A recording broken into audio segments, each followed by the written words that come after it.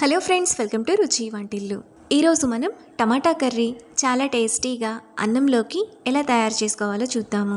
ఈ టమాటా కర్రీని కొంచెం స్పెషల్గా ఎక్స్ట్రా టేస్ట్తో చాలా బాగుంటుంది. చాలా సింపుల్గా ప్రిపేర్ చేసుకోవచ్చు. వేడి వేడి అన్నంలోకి కలుపుకొని తింటే చాలా బాగుంటుంది. సో లేట్ చేయకుండా వీడియోలోకి వెళ్ళిపోదాం.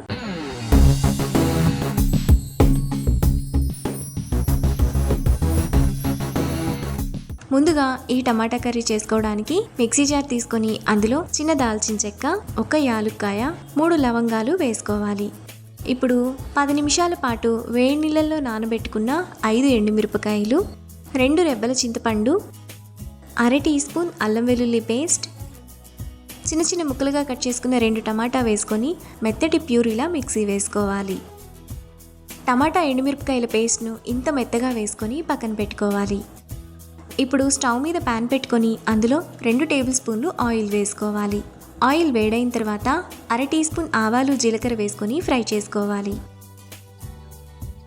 ఆవాలు చిటపట్లాడిన తర్వాత అందులో సన్నగా తరిగిన 3 పెద్ద ఉల్లిపాయలు, 1 రెమ్మ కరివేపాకు వేసుకొని ఫ్రై చేసుకోవాలి. ఉల్లిపాయలను మీడియం ఫ్లేమ్లో బ్రౌన్ కలర్ వచ్చేంత వరకు ఫ్రై చేసుకోవాలి. ఉల్లిపాయలు ఇక్కడ ఈ విధంగా బాగా వేగిన తర్వాత అందులో ముందుగా మిక్సీ వేసుకున్న ఎండుమిర్చి, టమాటా ప్యూరీ వేసుకొని ఆయిల్ అంతా సైడ్స్కి వచ్చేంత వరకు బాగా కలుపుకోవాలి.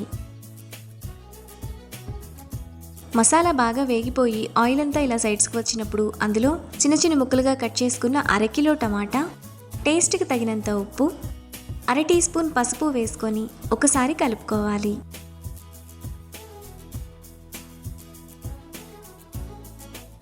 ఇలా కలుపుకున్న తర్వాత మూత పెట్టుకొని మధ్యలో కలుపుతూ టమాటాను మెత్తగా మగ్గనివ్వాలి. టమాటా ఇలా మెత్తగా మగ్గిన తర్వాత గరిటెతో ఇలా మెత్తగా నలుపుతూ ఆయిల్ అంతా సైడ్స్కి వచ్చేంత వరకు కలుపుకోవాలి. మనకు కర్రీ బాగా ఉడికిపోయి ఆయిల్ అంతా ఇలా సైడ్స్కి వచ్చినప్పుడు 1 టీ స్పూన్ ధనియాల పొడి, సన్నగా తరిగిన 1/4 కట్ట కొత్తిమీర తరుగు వేసుకొని ఒకసారి కలుపుకోవాలి. ఈ టమాటా కర్రీ మనకు అన్నంలోకే కాకుండా చపాతీలో తినడానికి కూడా బాగుంటుంది.